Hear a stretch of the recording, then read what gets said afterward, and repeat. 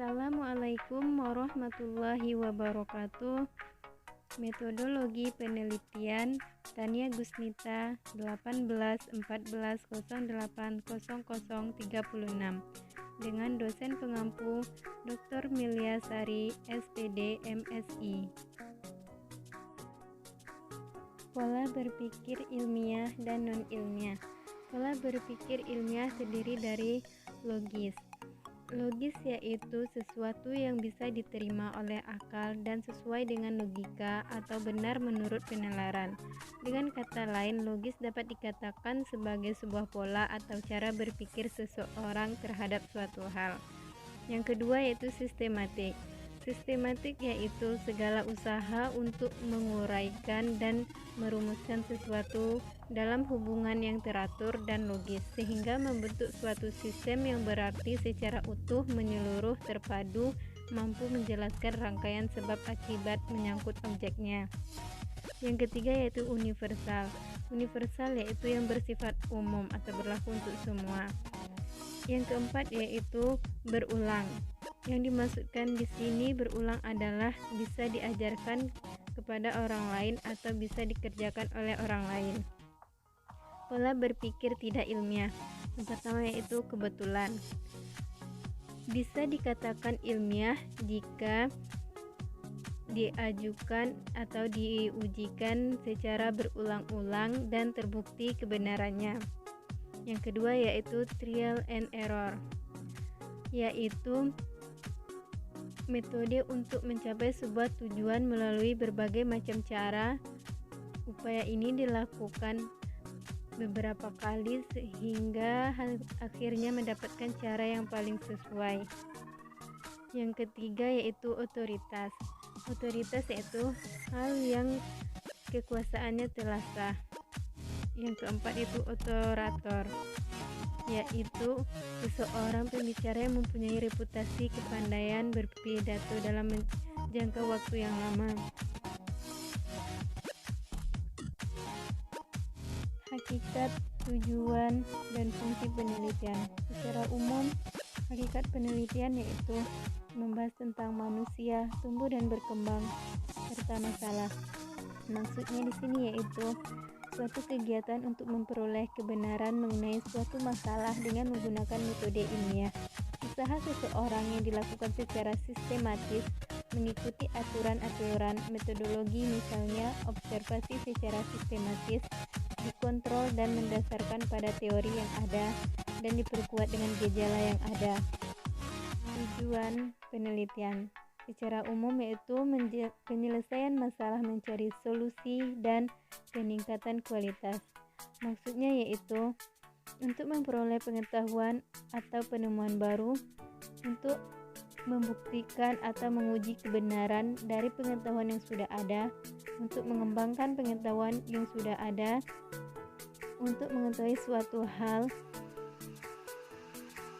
serta menemukan pengetahuan yang dapat dimanfaatkan secara langsung dalam kehidupan, untuk menemukan pengetahuan baru yang belum ada sebelumnya, untuk menguji dan membuktikan kebenaran dari pengetahuan yang sudah ada sebelumnya, serta kegiatan yang dilakukan untuk mengembangkan atau menggali lebih dalam lagi dari pengetahuan atau penelitian yang sudah ada. Fungsi penelitian secara umum membahas tentang memberi data atau informasi, menerangkan data atau kondisi, proyeksi peristiwa, mengendalikan peristiwa, menyusun teori. Maksudnya di sini yaitu mendeskripsikan suatu informasi, yaitu untuk mendeskripsikan fenomena, peristiwa, atau fakta yang terjadi. Menerangkan fenomena yaitu berfungsi menerangkan fenomena ini, lebih menitik tekankan pada mengungkap peristiwa yang sudah terjadi pada apa adanya. Memproyeksi yaitu yang dimaksud di sini yaitu meramalkan, mengestimasi, dan memproyeksi suatu fenomena permasalahan. Mengendali peristiwa yaitu mengendali di mana kita dapat mengendalikan suatu peristiwa baik itu yang sudah terjadi maupun yang belum terjadi setelah kita tahu dan telah kita prediksi. Menyusun teori yaitu menghasilkan sebuah teori dari awal sampai akhir kegiatan penelitian, berusaha memberikan informasi, solusi, prediksi, dan lainnya.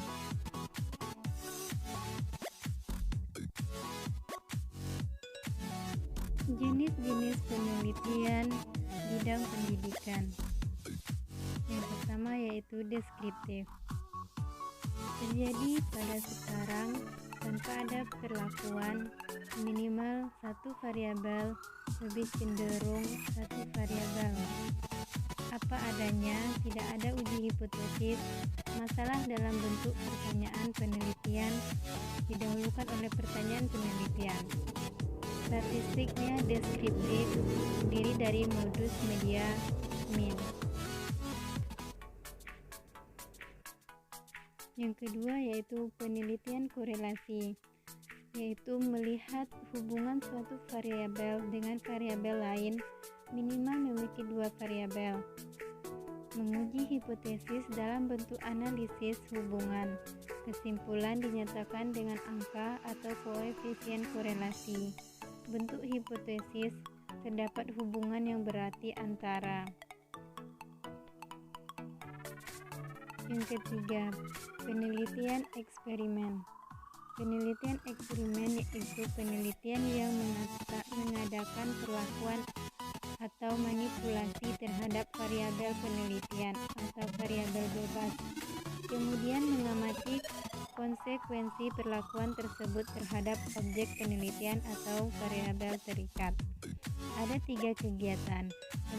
Memanipulasi variabel sama dengan variabel bebas. Mengontrol variabel sama dengan variabel kontrol. Mengobservasi perubahan aspek variabel sama dengan variabel terikat. Dikontrol maksudnya yaitu diusahakan tidak berubah. Terus ada uji hipotesis, ada variabel yang dimanipulasi atau yang diberi perlakuan.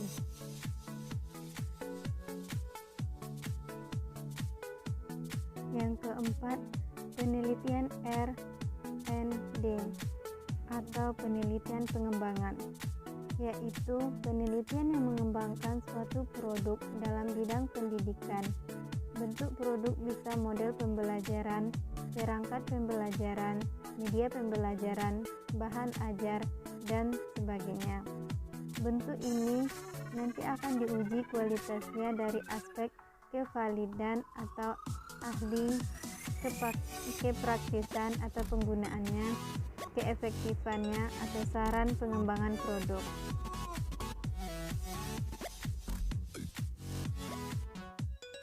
Yang kelima yaitu penelitian PTK atau penelitian tindakan kelas, yaitu penelitian yang dilakukan dalam pembelajaran yang dilakukan oleh guru atau calon guru di kelasnya dengan jalan merancang, melaksanakan, dan merefleksikan tindakan secara kolaboratif dan partisipatif dengan tujuan memperbaiki kinerja sebagai guru sehingga hasil belajar siswa dapat meningkat. Fokus pada penelitian ini berupa kegiatan pembelajaran. Yang keenam yaitu penelitian mixed method atau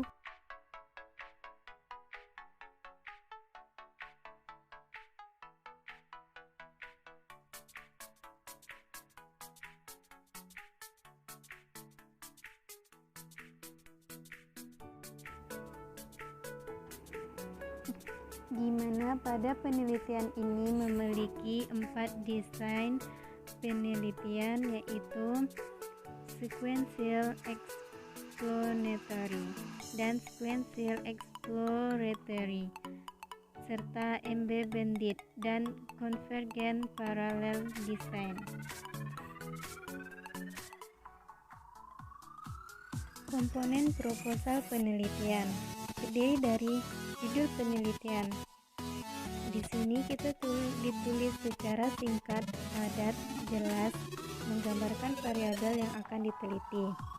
Latar belakang menjelaskan pentingnya penelitian dilaksanakan. Masalah penelitian berisi rumusan masalah yang akan diteliti. Tujuan penelitian berisi rumusan tujuan umum dan tujuan khusus penelitian. Signifikasi atau manfaat penelitian menyebutkan manfaat teoritis dan manfaat praktis penelitian. Kajian literatur menjelaskan pustaka yang berkaitan dengan masalah penelitian. Definisi operasional, hipotesis atau dugaan sementara.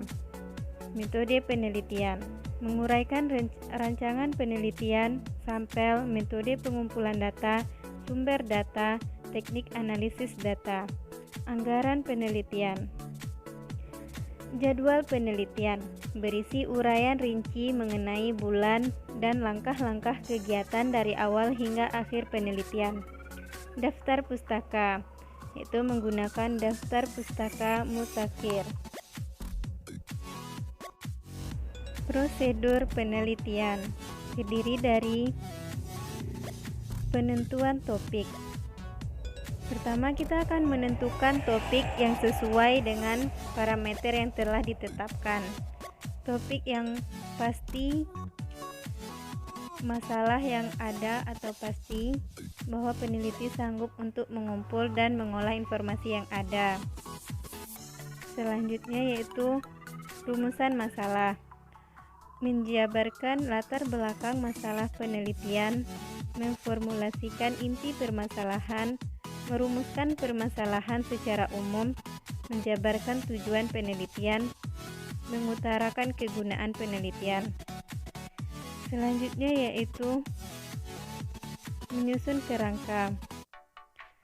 Kita akan memeriksa kepustakaan atau melihat penelitian terdahulu. Menginterpretasikan indikator dan variabel, mengelaborasi kerangka teoritik. Selanjutnya, perumusan hipotesis. Sini kita akan memutuskan metodologi penelitian yang akan kita gunakan, memilih populasi dan sampel, menciptakan matriks pembangunan instrumen, menciptakan kerangka pengembangan instrumen. Selanjutnya, pengujian hipotesis. Di sini kita akan melakukan pengujian pada hipotesis yang telah kita dapatkan sebelumnya. Yang terakhir, menarik kesimpulan. Menarik kesimpulan yaitu kita membuat kesimpulan berupa membuat laporan. Hambatan dalam penelitian dan solusinya. Hambatan dalam penelitian terdiri dari faktor internal dan faktor eksternal. Faktor internal terdiri atas motivasi peneliti itu sendiri, terus tidak memiliki kemampuan menulis.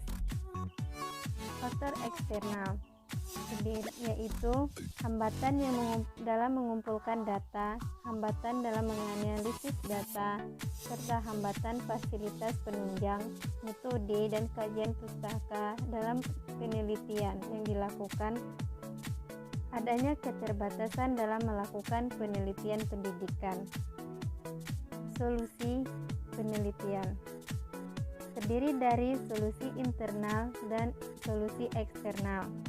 Solusi internal, kita harus mempunyai motivasi tersendiri serta belajar dengan giat. Solusi eksternal yaitu kita harus mencari literatur, mencari dana penunjang, serta mempelajari kembali metode kajian pustaka yang kita gunakan. Memiliki ketelitian yang besar untuk penelitian yang kita lakukan. Sekian dari saya. Waalaikumsalam warahmatullahi wabarakatuh.